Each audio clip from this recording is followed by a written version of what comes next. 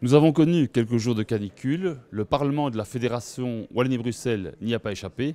On peut même parler de véritable fournaise budgétaire. On vous dit tout dans quelques instants.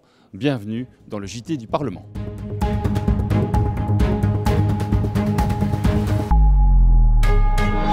L'ajustement du budget a donc fait l'objet d'un examen attentif de la part des différentes commissions. Tous les groupes politiques n'ont évidemment pas le même point de vue. On parle d'économie et de rationalisation d'un côté, de coupes drastiques sans véritable feuille de route de l'autre côté. Nous avons tenté un décryptage. Explication. Semaine intense pour les commissions parlementaires de la Fédération Wallonie-Bruxelles.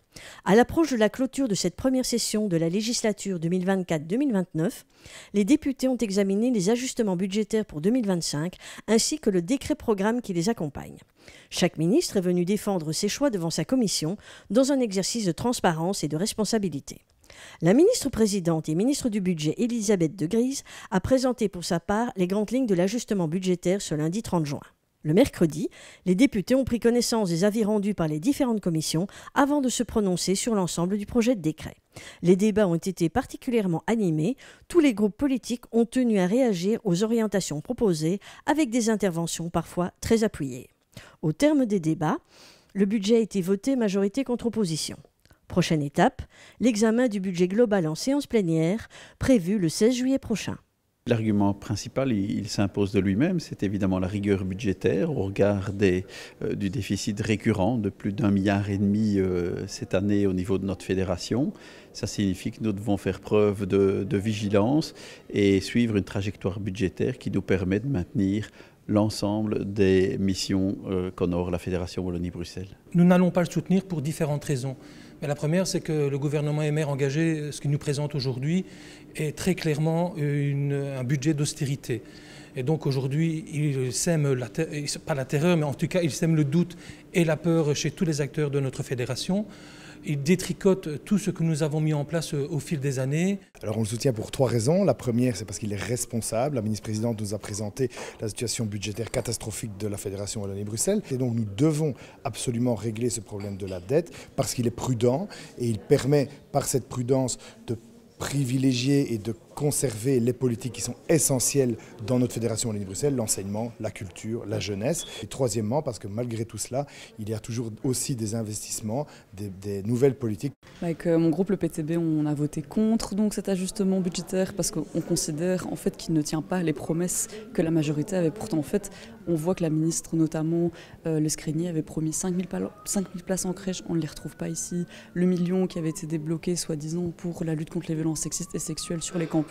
Quand on a regardé dans le détail, on s'est rendu compte, en fait, c'était grignoté sur le budget des universités. Et donc ça, évidemment, on ne le soutient pas. Ecolo ne va pas soutenir l'ajustement budgétaire. Le gouvernement joue à faire peur pour faire passer en force ces mesures sur le terrain.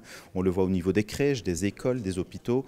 Pour Ecolo, ce qui est important, c'est de garder ce qui fait du lien, ce qui fait du bien à la population. Il est essentiel aujourd'hui de pouvoir mettre les moyens dans les fonctions de base, à savoir l'enseignement, mais aussi de promouvoir des solutions pour la population qui est depuis des mois dans les rues.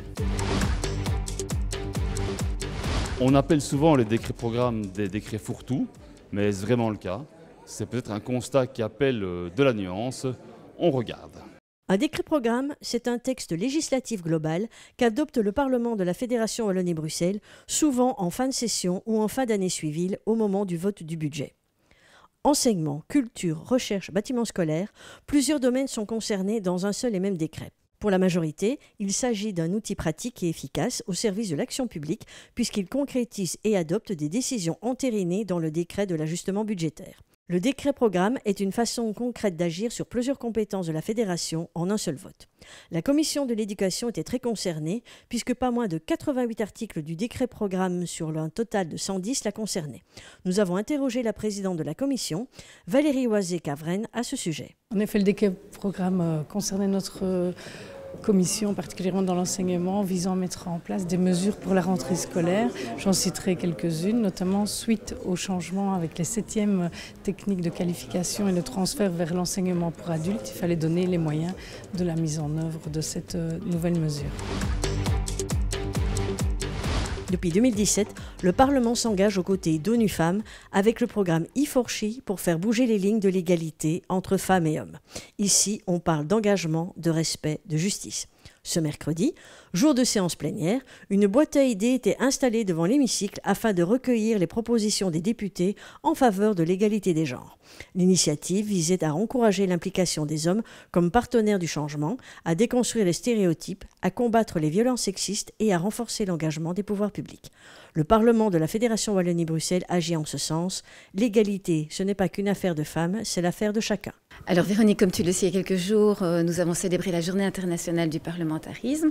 Et à cette occasion, le bureau a voulu rappeler que le Parlement, en tant qu'institution démocratique, incarnait des valeurs démocratiques.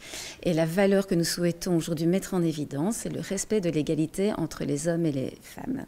Et donc à cette occasion, en marge de la séance plénière, nous organisions une action symbolique au cours de laquelle les parlementaires pourront répondre à un questionnaire qui n'a aucune prétention scientifique, mais qui permettra à chacune et à chacun de réfléchir à ces représentations.